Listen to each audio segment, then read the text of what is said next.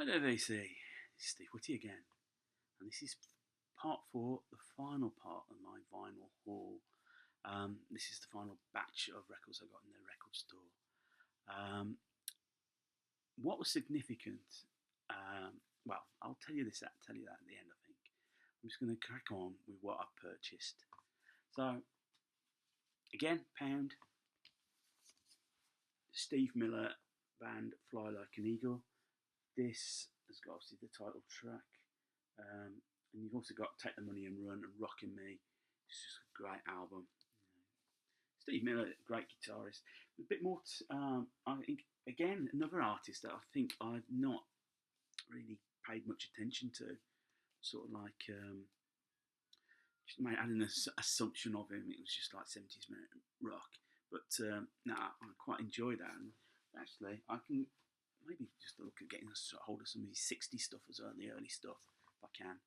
Just to sort of build up the collection. Sticks, again, this one cost me £1. This is Crystal Ball, and this is the first album that featured Tommy Shaw, acoustic and electric guitars and vocals. You've got Put Me On, Mademoiselle, Jennifer Crystal Ball, Shoes I think is what it's pronounced, This Old Man, and then the big track Claire de Lune, Ballerina, which is obviously where you've got the image on the image on the crystal ball, but you've got a ballerina there, and on the back you've got ballet shoes as well.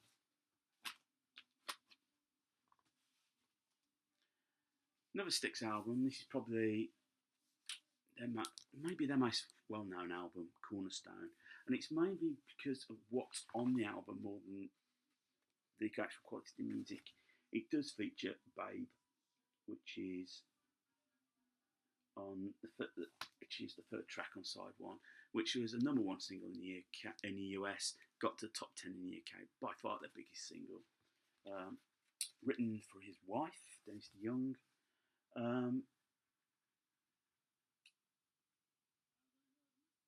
I'm just wondering whether this sort of like did the band no favours in the end.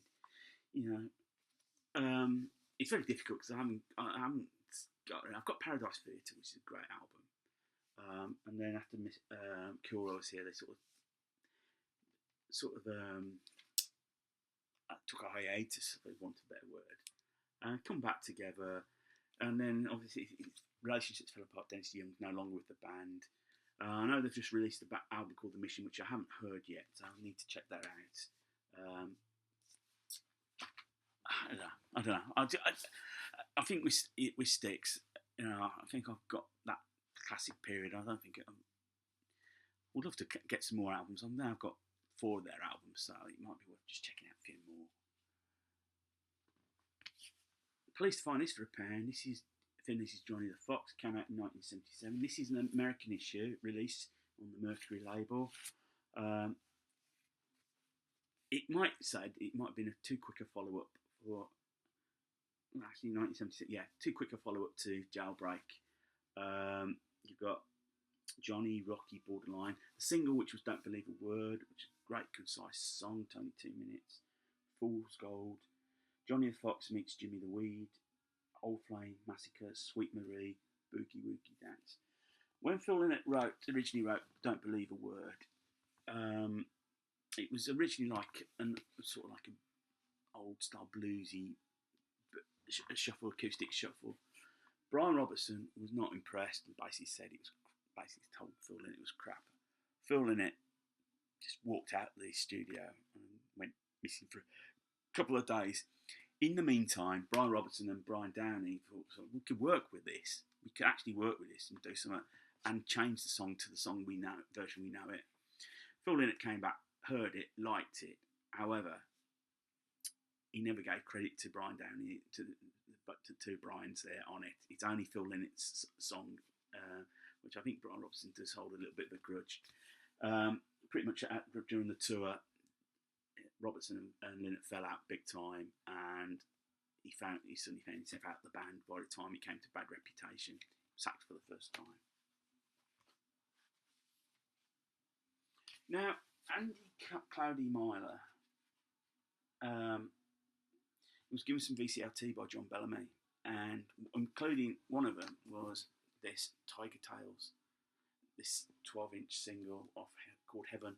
It just so happened I saw the video on the day I got this, and I looked at it, and it wasn't. I didn't buy it as a single, but I looked at the B side, and they do a version of Metallica's Creeping Death and Megadeth's Peace Sells, and I was curious because actually they're my favourite songs by both artists, to be quite honest.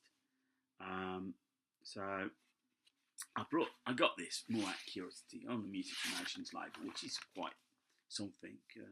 Their stuff's quite rare to get hold of. As I said, the A-sides, well, I can't even.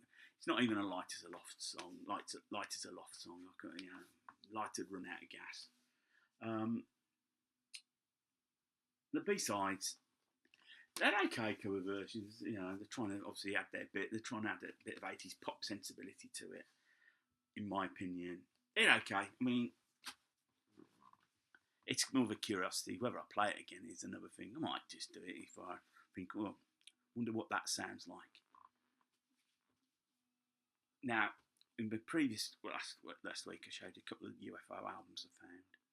So you can imagine how pleased I was when in the pound bin, and this partly because I think the record has got a little bit of a scratch on it, I found a reissue of UFO's Phenomenon. I wouldn't say debut, that's incorrect. It's the debut for Chrysalis, and it's the debut featuring Michael Schenker.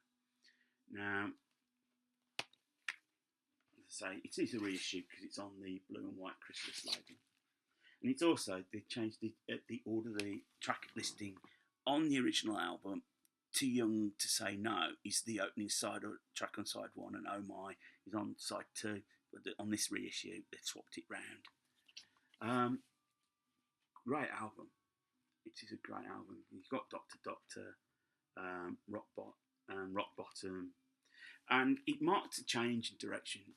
UFO were very much, when the first couple of albums were a space rock band, a couple of lengthy pieces with Mick Bolton on guitar, and they just changed the sound. It became more, it's commercial because there's not a bad song on this album. They're, very more commercially driven. Produced by Leo Lyons, ex of 10 Years After.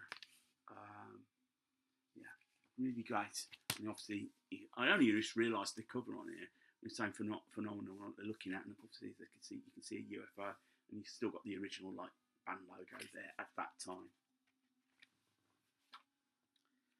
So I found that for £1, and then flicking through.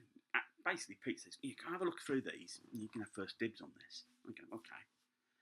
And then I found a copy of this. This is Force It by UFO. Now this is a Fame reissue. Again, the Cats had a meal out of it. So I'll show you the Fame reissue. Obviously, Force It, dodgy cover, but you see the taps there, and obviously in America, a tap's known as a Force It. And change that round. You've got on here Let It Roll, Shoot, Mother Mary, Disc Kids, very much out in the streets, very much staples of the live act for time to come, and you could see the sound developing.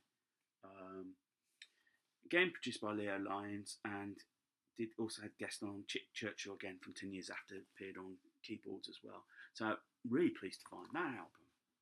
And then flicking through again to find a copy of No Heavy Petting for £1. Again, it's got covers this time's been drawn on more than anything. And again, it's a reissue. Now, at this point, the band decided to add a full-time keyboard player. They wanted to expand the sound, and so they recruited Danny, I think I pronounced this right, Peyronel, from the Heavy Metal Kids on keyboards and guitar. And he does contribute a couple of songs on here. Martian Landscape is one of his. Can You Roll as a co-write. Highway Lady, again, a staple of their live stuff, was on here. It's got Natural Thing on here as as well, which it's the opening track on Strangers in the Night. Again, I'm a Loser. There's another staple in there. Belladonna. It's just, again, another great album. Then you can see the band moving in direction, and it was starting to get play in America with these two albums. Force It was more pop. It got in the top 100. This just broke the top 200. At the time, Pale Rail was dismissed afterwards. I don't know whether he fitted in with the band. The band were known for having a good time. Whether he fitted in, I don't know. I don't know exact reasons why he went. And Paul Raymond came in for the Lights Out album. So I really was pleased to find those 3 UFO albums. Suddenly my UFO collection suddenly gone up through the roof. Obviously Lights Out and Obsession would be nice to complete, and Making Contact to complete those that early album. Very happy. Very happy. I know a few people might be very happy out there as well. Again, for £1, this is a reissue. Joe Walsh, the smoker you get, the smoker you drink, the player you get. On ABC Records. It is a reissue. I think the original record came out and it was on a yellow ABC label. This is on a black label. Rocky Mountain Way is by far the best known track on here, and in a sense, it doesn't reflect the album. I'll put the gatefold there for you, because it's a bit more. I don't want to say psych pop, but it's very different. The rest of the album is very different to right way up. Very different to what Rocky Mountain Way is. You got the Eagles link. I ain't going to try and pronounce the guy's name, but he producing the Eagles. Obviously, when Bernie Leadon left the Eagles, he knew Joe Walsh, and maybe they wanted Joe Walsh all the time, and there was the link there. And say the rest is history.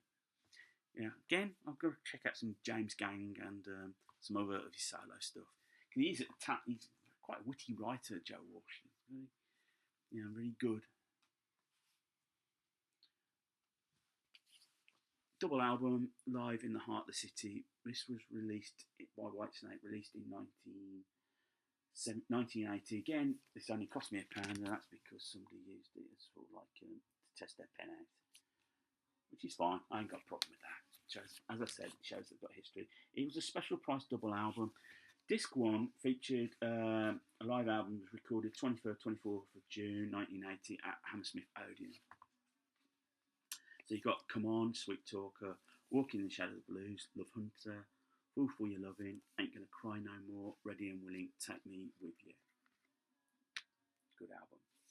But the second album was recorded at Hammersmith on the 23rd of November 1978. It was the first gig Whitesnake played at Hammersmith Odeon. And when it was recorded, it was originally just an import, a Japanese import. If you wanted it, you had to pay for the nose to have it. And you've got on this album, Come On, Might Just Take Your Life, Lie Down, Ain't No Love in the Heart of the City, Trouble and Mistreated. They're on the album. As I said, it came out originally it was originally an import, Japanese import, on United Artists at that label. Again, really pleased to find this because it plays in great nick. Then a couple of compilations. A few videos ago, I showed a couple of sound albums, volumes 1 and 2. I've now got hold of volume 4, which is known as the Heavy Metal album. And I looked at this released in conjunction with CBS, so it was basically CBS artists. When I looked at this and I looked at some of the artists, I did sort of like think, heavy metal, okay. But it does rock. You've got REO Speedwagons, Back on the Road Again, Boston's Party, Molly Hatchet, Boogie No More, Journey, Lady Luck from the Infinity album, Ted Nugent's Paralyzed from his State of Shock album, Judas Priest Exciter from Unleashed in the East, I believe. Yep. You've got Aerosmith Back in the Saddle, again from the live bootleg. Frank Marino, Mahogany Rush, that's another live track. Rick Derringer, I'd read that, Need a Little Girl Just Like You. That really is quite a heavy track, actually. Now, Rick Derringer, I know he's from the McCoys, and Hang On Sloopy. But there was, I remember him primarily in the 80s. Obviously, a lot of charity records and a lot of concerts, Live Aid. He had Hearing Aid, and Farm Aid came out from the back of this. Correct me if I'm wrong, but I remember reading Rick Derringer must have been down on his luck or something, because he did a concert for himself called Rick Aid. I don't know. And then finally, you got The Boys, who I'd never heard of, and the track's okay. But that's volume 4, and I was actually pleased to see that. I do want to see if I can get some more of these albums. These Sounds albums. It sounds like a neat little collection to have. Okay, then to change it all differently, I picked this up more as a curiosity. This is what's known as the Virgin Dance Convention Cut. It's an LP. It's a DJ only album. It's not meant for sale. Of basically dance cuts of various tracks. You've got here China Falls cover version by Cammy Tador. Everything I Own by Boy George, which was his comeback single after his drug addiction. Shattered Dreams, Johnny H. Jazz, One from the Mockingbird Cutting Crew, and Big Time by Peter Gabriel. Then side 2, you've got Let Me Know, Maxi Priest, You Ain't So Tough, DLAM, Scream, Mantronics, Andy, Rita, Misuko, and Honey, Well Read. Excuse me, 5 videos on the trot. My throat's going. It's not bad, not great. It's okay for what it is, you know. It cost me pennies. Phew. That's all my updates. You can say I hit lucky. You know, when you buy vinyl, buy records, especially if you tour around the shops and the second-hand shops, you know, you go more in hope than in expectation. But then to find what I had last weekend, it was just amazing. It's just, and the significance of this video, when I mentioned at the start of this particular video, this now takes me over 1,000 LPs. So I'm going to do a change of track. I had a little thinking maybe I'm buying quality over quantity. So I'm looking as I go further, sort of like change the way I'm looking at buying vinyl. Maybe more, maybe if I'm going to buy more vinyl, maybe just buy artists rather than just buying the pound bins. Sam said that come next week, I'll probably go down the pound bins and pick a load out. But I'm going to try and change out what way I buy my vinyl now. So, if you liked what you see, thumbs up. If you didn't, thumbs down. Feel free to comment. If you wish to subscribe to me, by all means, I would love that so much. I'll subscribe back to you. So, the sun is shining. I'm going to go out for a walk to get some air, I think. And until the next time, take care, VC. See you later.